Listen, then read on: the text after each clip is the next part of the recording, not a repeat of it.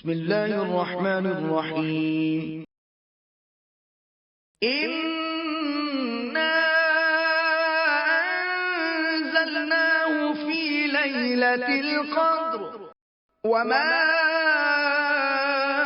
আদরাকা মা লাইলাতুল কদর লাইলাতুল কদরি খায়রুম মিন আলফি শাহর تنزل الملائكة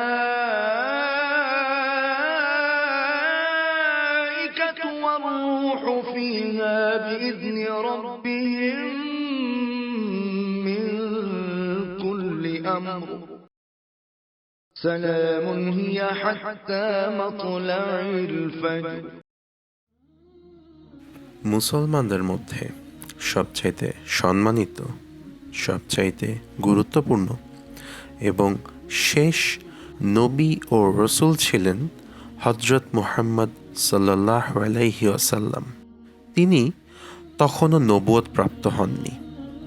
খাবার ও পানি সাথে নিয়ে মক্কা নগরী হতে 2 মাইল দূরত্বে জাবানেল নূর পর্বতের হেরা গুহায় নির্জনে অবস্থান করতেন ও ধ্যানমগ্ন থাকতেন।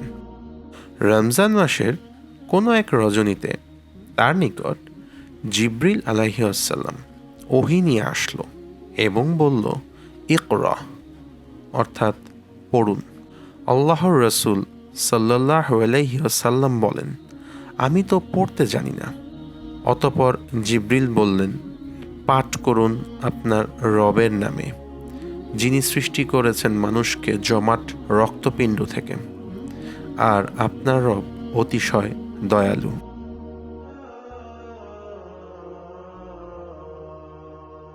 যেই মহিমান্বিত রাতে এই আয়াত নাজিলের মাধ্যমে হযরত মুহাম্মদ সাল্লাল্লাহু আলাইহি ওয়াসাল্লাম নবুয়ত প্রাপ্ত হন, সেই রাতকেই বলা হয় লাইলাতুল কদর বা the night of the decree. লাইলাতুল কদর এমন একটি রাত যেই রাতে প্রতি বছরের জন্য ভাগ্য নির্ধারণ করা হয়, গুনাহ মাফ করা হয় এবং প্রচুর বরকত বর্ষণ করা হয় মহান আল্লাহ এর পক্ষ থেকে। শবে কদর বা লাইলাতুল কদরের অর্থ হল অতিশয় সম্মানিত বা মহিমান্বিত রাত বা পবিত্র রজনী।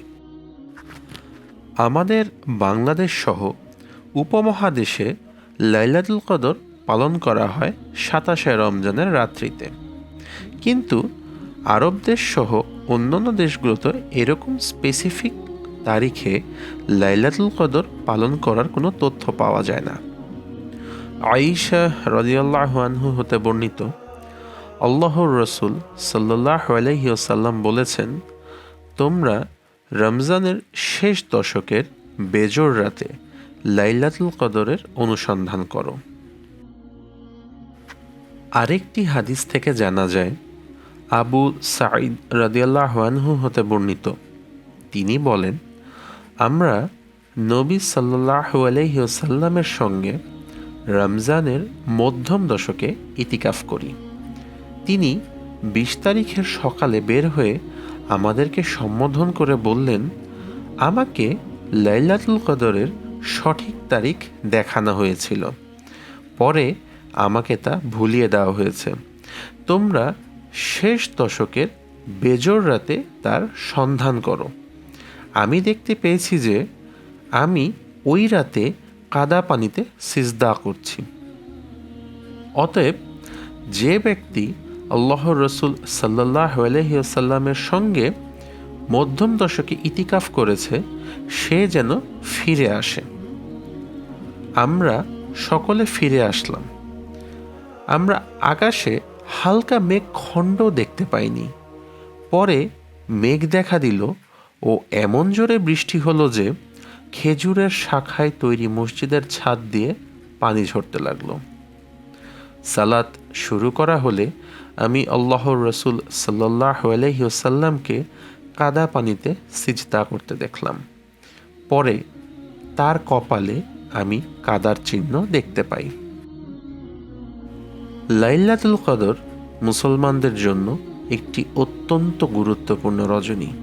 কারণ প্রথমত এই রাতেই প্রথম কোরআন নাজিল হয়েছিল, যার পরিপ্রেক্ষিতে এই রাতকে 1000 মাসের চাইতে উত্তম বলা হয়েছে, যার কারণে এই রাতে মুসলমানরা বেশি বেশি ইবাদত বন্দেগী ও আল্লাহর কাছে ক্ষমা চেয়ে থাকেন। রাসূলুল্লাহ সাল্লাল্লাহু আলাইহি ওয়াসাল্লাম নিজেও শিখিয়ে দিয়েছেন কিভাবে এই রাতে আল্লাহর কাছে ক্ষমা চাইতে হবে। তিনি যে দোয়াটা পড়তে বলেছেন তা হলো আল্লাহুম্মা ইন্নাকা আফুউন তুহিব্বুল আফওয়া ফা'ফু আন্নি। এর অর্থ অত্যন্ত চমৎকার। এর অর্থ হচ্ছে, হে আল্লাহ, তুমি তো ক্ষমা করতে ভালোবাসো, কাজেই তুমি আমাকে ক্ষমা করে দাও। কুরআনের বর্ণনা অনুসারে আল্লাহ এই রাত্রিকে অনন্য মর্যাদা দিয়েছেন এবং এই একটিমাত্র রজনীর ইবাদত 1000 মাসের ইবাদতের চেয়েও অধিক সোয়াব অর্জিত হওয়ার প্রতিশ্রুতি দেওয়া হয়েছে।